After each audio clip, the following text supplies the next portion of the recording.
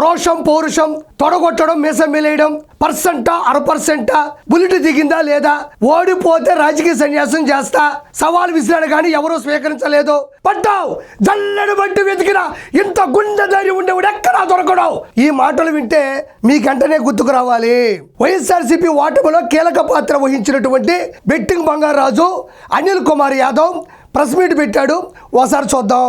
ఇదే పత్రికా సమావేశాలు పెట్టి 3వ తారీఖున జగన్మోహన్ రెడ్డి గారు గోవర్ధన్ రెడ్డి గారిని మాజీ మంత్రివర్యులు వైఎస్ఆర్ కాంగ్రెస్ పార్టీ జిల్లా అధ్యక్షులు వారిని ఇక్కడ అనిల్ కుమార్ యాదవ్ చెప్తున్నాడు 3వ తారీఖు కాకాన గోవర్ధన్ రెడ్డి జైల్లో ఉన్నాడు, కలవడానికి వస్తున్నాడు అంటున్నాడు. దానికి ముందు కాకాన గోవర్ధన్ రెడ్డి అంటే ఎవరని చెప్తున్నాడు?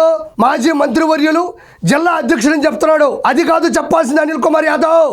అక్రమ మైనింగ్ కేసులో ఉన్నాడు, క్వార్జు మొత్తాన్ని కొల్లగొట్టాడు, కోర్టులో ఉండే ఫైల్స్ ని తగలబెట్టాడు, ఎస్సీ ఎస్టీ అట్రాసిటీ కేసులో ఉన్నాడు, ఇవే కాకుండా బెదిరింపుల కేసులో కూడా ఉన్నాడు.